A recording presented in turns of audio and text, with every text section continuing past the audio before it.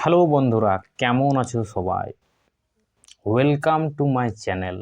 তো আজকে আমরা সিএসকে ভার্সেস যে দিল্লি ম্যাচ সেটা নিয়ে আমরা আলোচনা করব। এবং প্রথমে আমরা সিএসকে নিয়ে, সিএসকের প্রথম উইন, 3টি হারের পরে সিএসকের একটি উইন, সেটা কি কার দ্বারা এবং কে সব থেকে ভালো খেলেছে এবং কে প্লেয়ার অফ দ্য ম্যাচ হয়েছে, তো সেটাই আমরা আজকে আলোচনা করব। অসাধারণ একটা খেলা সিএসকের দিক থেকে। তো সিএসকে 212 রান 2 উইকেটের বিনিময়ে প্রায় খেলাটা শেষ করেছে এবং 23 রানে জয়ী হয়েছে। পয়েন্ট টেবিল সিএসকে সব থেকে নিচে আছে এখনও, জানি না এবার 2 পয়েন্ট পালে যদি এগোতে পারে তো পারে। সব থেকে টেবিল টপার আছে আমাদের এখনও পর্যন্ত আরসিবি। আরসিবি একটা ম্যাচ হেরেছে 212 রান 2 উইকেট আয়ুষ মাত্রে এবং সঞ্জু স্যামসনের দ্বারা। আয়ুষ মাত্রে 36 বলে 59 রান, অসাধারণ একটা ইনিংস খেলে।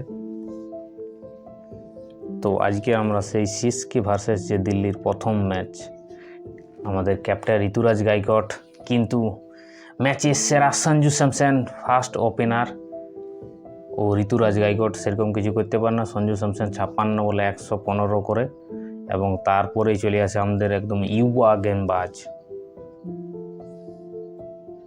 আয়ুষ মাত্রে। তো তার আগে আমরা সঞ্জু স্যামসনের যে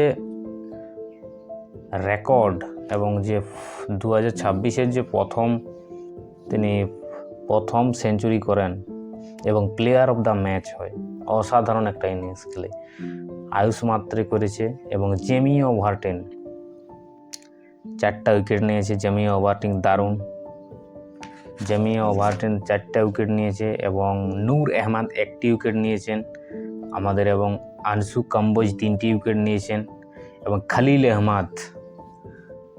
আহমেদও 1টা উইকেট পেয়েছে। এটা আমরা স্কোয়ারগুলো আরেকবার দেখিয়ে দিলেন। সঞ্জু স্যামসন 115, 59, ঋতুরাজ গাইকোয়াড 15, এবং শিবম দুবে 20 রানের একটা ছোট্ট ইনিংস খেলেন, গুরুত্বপূর্ণ ইনিংস। খালিল আহমেদ ভালো বোলিং করছিলেন কিন্তু 1টা উইকেট পেয়েছেন। তো এরপর আমরা দিল্লি নিয়েও আলোচনা করব কিছুটা। দিল্লি পরপর 3টা ম্যাচ জিতার পরে পরপর 2টো ম্যাচ হারল। পয়েন্ট টেবিলে সে টপ 4-এর মধ্যে দিল্লি ছিল, কিন্তু কে রাহুল আগের ম্যাচটা শেষ করতে পারে না, কিন্তু এই ম্যাচটা শেষ করবে ভেবেছিল কিন্তু পারল না।